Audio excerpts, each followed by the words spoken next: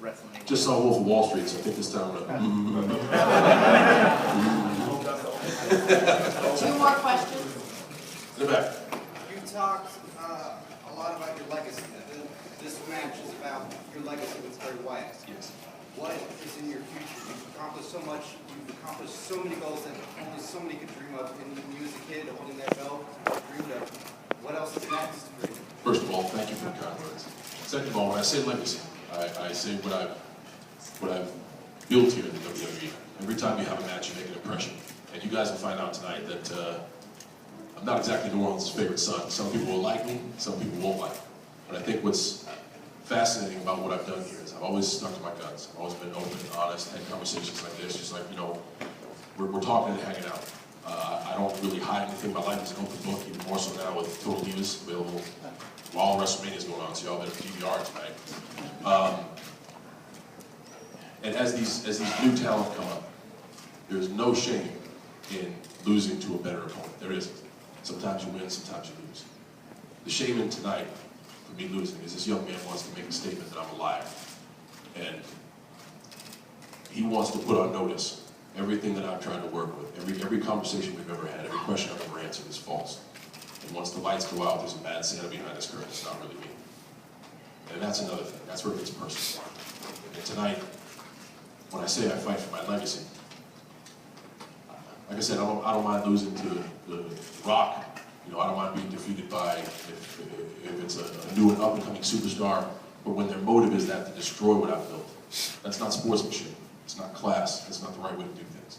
So that's what's on the line for me tonight, to make a statement not only that truly the future comes through me, but it certainly isn't going to be somebody as trash talking as Bray Wyatt. Last question. Maybe.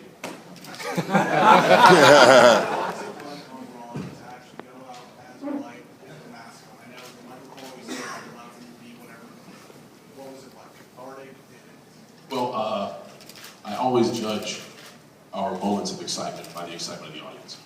And you know me, I'm a bit polarizing. Usually they want to tell me to go to hell sometimes. When I was in that mask, just sitting there in that mask, and the excitement was just building, and I took that mask off. I compare it to a moment in Madison Square Garden where I surprised everybody by coming back for the Royal Rumble. I came back and I stood out there, and everyone's like, great! Oh, that's John Cena, boom! It was one of those things. It was truly, and anytime you can take your audience on a ride like that, it's fun for everybody. I thought it was a great moment. I know the live audience enjoyed it. I hope everybody at home enjoyed it as well. Yes? Takeaway moment from last night's Hall of Fame with a lot of emotions. What do you takeaway moment? Mr. T loves them all. It's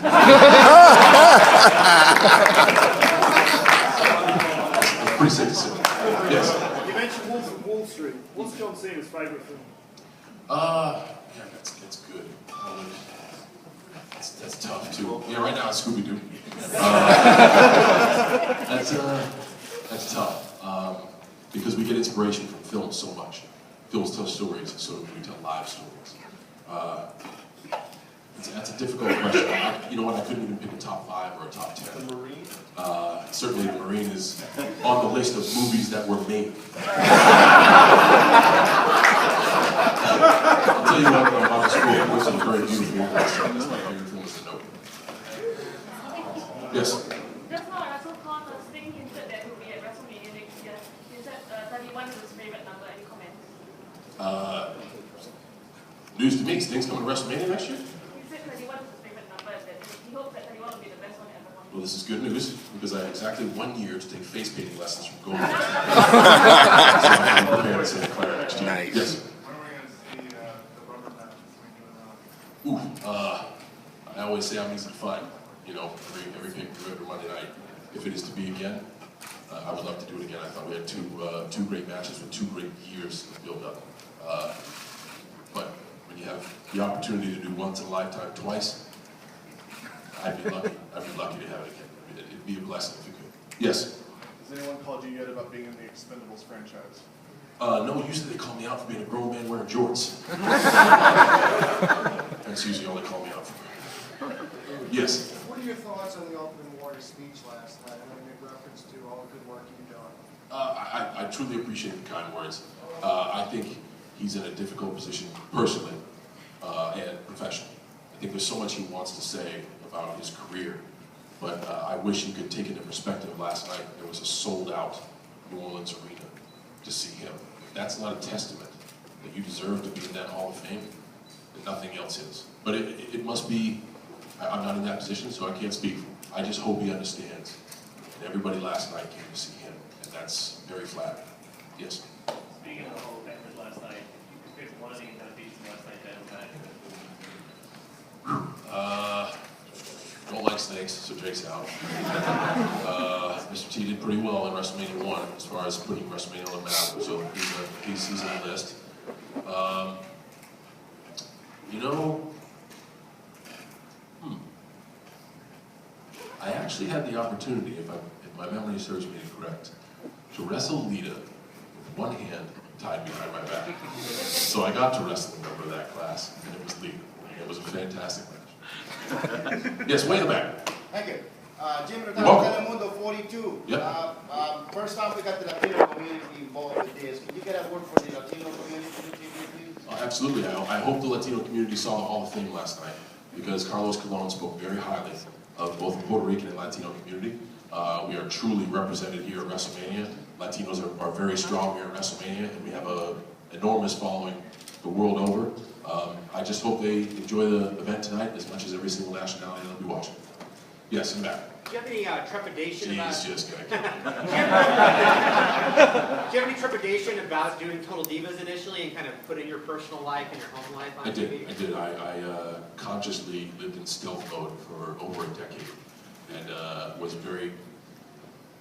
very specific on letting the people see John Cena on TV only. And then I went and did something stupid like fall in love. And that ruined everything for me. But no, I thought about the show a lot. I wanted it to be as successful as it could, so for Nicole, I certainly was going to do it. But at the same time, you know, I pay attention to my critics. And a lot of my critics say you're not developing as a character, you become stale, you become monotonous. So when I don't want to say held back, when I have to play within the creative restrictions of WWE and do my best at it. A great way for me to show another dimension of myself is to shut the cameras off and show me in real life. So it took some long decisions, but I'm glad I did. I wouldn't have it. And yes? How do you deal with the Bella temper? I guess she's the one that helps me deal with the audience's temper at times. I guess patience becomes a virtue. Sometimes she can be a little fiery, but I love her to death. Yes? Aside from your match and what your performance, what match tonight are you looking forward to? You guys are in for an awesome show tonight. I think the Shield 6-man is going to be unreal. Don't sleep on the Battle Royal. I think you're going to see some young guys step up in the Battle Royal. I'm pulling for Daniel Bryan. I hope he gets it done, because if we remember, he asked for these matches. He asked for the match against Triple H, and he asked to be in the championship match. So if he does it, he kind of lost on his own terms, and I know what that feels like when I called out The Rock and lost in Miami. But I think it's an awesome card all the way around. I truly think the show, nose to tail, is going to be great. Yes? We're from Mobile, hometown of Paul Bear. Any special thoughts and anything like that about Man, that was one thing about the Hall of Fame. I thought Glenn Jacobs-King spoke unbelievably of Paul Bearer. And I got to meet Paul's sons when Paul actually passed. His sons came to a few broadcasts. He had such great stories about their dad. In retrospect, I wish they had more time to tell some of the great stories, because he was a great manager and he was a great professional, but he was also a great person. And when Glenn Jacobs talked about he created these relationships with total strangers who shared the common interest that we all have here today, sports entertainment, he truly did that. He was one of the people instrumental in keeping an eye on me when I was in Kentucky. And he genuinely cared. He was always, there to give me positive reinforcement or give me advice if something negative would have happened. He was a great human being and was great to the industry. We lost a great one. Yes? How did you feel Wyatt put you to ship mat about 2 weeks ago? That sucked. Flat out. That sucked. I'm about to win, lights go out, and then I'm tied up, which without a safe word is a problem. And then,